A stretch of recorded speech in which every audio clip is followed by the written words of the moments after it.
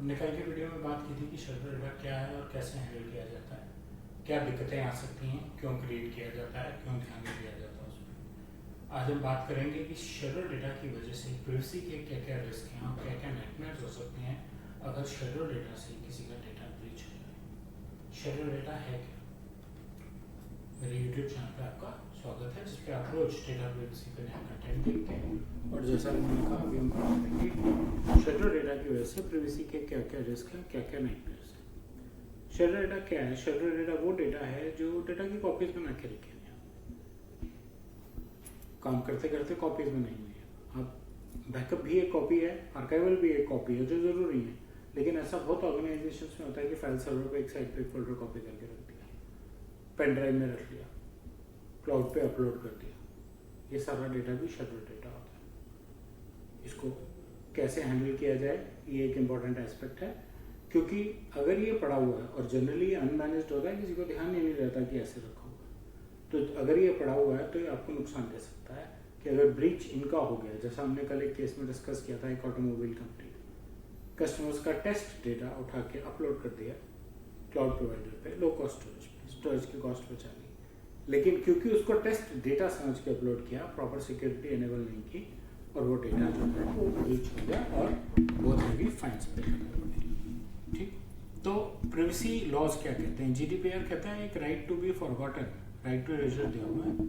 आपने वो यूज़ किया कि नहीं किया, ये इंपॉर्टेंट है। लेकिन अगर आपने इरेज नहीं किया क्योंकि शेड्यूल डेटा में रह गया, तो आप जीडीपीआर को वायलेट कर रहे हैं। सीसीपीए भी डेटा डिलीशन राइट देता है कंज्यूमर्स को, और डीपीडीपी एक्ट भी फिडुशियरीज की एक ऑब्लिगेशन सेट करता है कि जरूरत पड़ने पर वो डेटा को डिलीट कर देंगे। कौन सी जरूरत पे?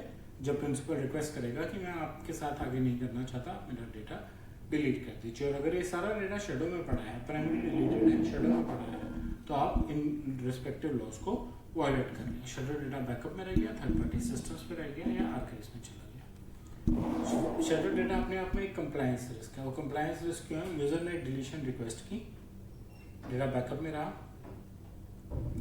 अनमॉनिटर्ड रहा, बैकअप वाला डेटा फिर भी पता होता है, आप उसके लिए कुछ डॉक्यूमेंटेशन कर सकते हैं। लेकिन जो बिल्कुल ही अनमॉनिटर्ड पड़ा है, आपको मालूम ही नहीं है, वो एक और ज़्यादा बड़ा रिस्क है। वेंडर्स के पास डेटा गया, उन्होंने आपका कॉन्ट्रैक्ट खत्म होने पे आपको कह दिया हमने डिलीट कर दिया, लेकिन एक्चुअली डिलीट नहीं किया, या उनके यहाँ भी किसी ने कॉपी बना के रखी हुई थी और जो कि डिलीट नहीं आई है। इन सब से कोई भी ऑर्गेनाइजेशन प्राइवेसी रिस्क में आएगी। और ऑडिट लॉग्स, आप ऑडिट लॉग्स तो दिखा देंगे, देखिए मैंने डिलीट कर दिया, बट किसके दिखाएंगे? जो आपने डिलीट किया।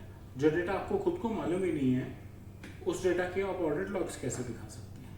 राइट, एक एग्जांपल ले रहे हैं एक टेक कंपनी का। यूजर ने अपना राइट टू डिलीशन यूज करना चाहा, डेटा रनिंग सिस्टम से डिलीट हो गया, लेकिन उसकी जो कॉपीज हैं वो कैशे और लॉग्स में पड़ी रह गई और लॉग्स ब्रीच हो गए, किसी ने लॉग्स में से डेटा चोरी कर लिया। जीडीपीआर ने $20 मिलियन का फाइन लगा दिया उस कंपनी को। $20 मिलियन का फाइन, क्योंकि लॉग्स में डेटा पड़ा था जो ब्रीच हो गया। वर्डिक्ट में लिखा गया कि failure to ensure full erasure breaches the right to be forgotten for a user. Third party vendors, cloud services providers हैं, आपकी मार्केटिंग एजेंसीज हैं, बिजनेस का कोई एनालिसिस करने के लिए आपने किसी को दिया, ये वेंडर्स कॉपीज बना के रख लेते हैं डेटा की। ये शेडो डेटा एक्सटर्नल सिस्टम्स में पड़ा रहता है और आप भूल जाते हैं, डिलीट करना भूल जाते हैं। शेडो डेटा की डेफिनेशन ही है कि आप मैनेज ही नहीं कर रहे हो, आपको पता ही नहीं कि वो डेटा पड़ा आपके पास, तो आप डिलीट भी नहीं कर रहे उसको। अगेन जीडीपीआर ने उनको फाइन कर दिया, क्योंकि उन्होंने बोल तो दिया कि हमने डिलीट किया, लेकिन एक्चुअली डिलीट नहीं किया। जीडीपीआर आपको, क्योंकि थर्ड पार्टी के पास जो डेटा है वो आपके नाम से कलेक्टेड है या आपका शेयर है, आपकी रिस्पॉन्सिबिलिटी है। लीगल और financial consequences, GDPR 20 million euros या ग्लोबल टर्नओवर का 4% चार्ज कर सकती है। डीपीडीपी एक्ट 250 करोड़ रुपए चार्ज कर सकता है। आपको वकील लेने पड़ेंगे, आपको लीगल फीस देनी पड़ेगी, मिटिगेशन करने के लिए भी पैसा खर्च हो सकता है। इन सब के बीच में जो पब्लिसिटी होगी उसकी वजह से जो रेपुटेशन लॉस होगा उसकी कॉस्ट अलग है, और ऑपरेशनल कॉस्ट हैं, आपको ऑडिट्स कराने पड़ेंगे, आपको लीगल डिफेंस सिस्टम बिल्ड करना पड़ेगा, आपको कंप्लायंसेस फिक्स करने के लिए और भी कॉस्ट आएगी। ये सारी फाइनेंशियल कॉस्ट कॉन्सिक्वेंसेस के लीजिए या फाइनेंशियल कॉस्ट के लीजिए अगर आपके यहाँ से शेड्यूल डेटा ब्रीच होता है। टू इंश्योर कि आप कंप्लाइंट रहें, शेड्यूल डेटा ना हो आपके पास, डेटा मैपिंग को बहुत ध्यान से कीजिए। कॉम्प्रिहेंसिव डेटा मैपिंग कीजिए, वेंडर्स की ड्यू डिलिजेंस कीजिए, उनके ऑडिट्स कीजिए, थर्ड पार्टी ऑडिट्स करवाइए वेंडर के भी और अपने भी, कि डेटा ना डिलीट हो।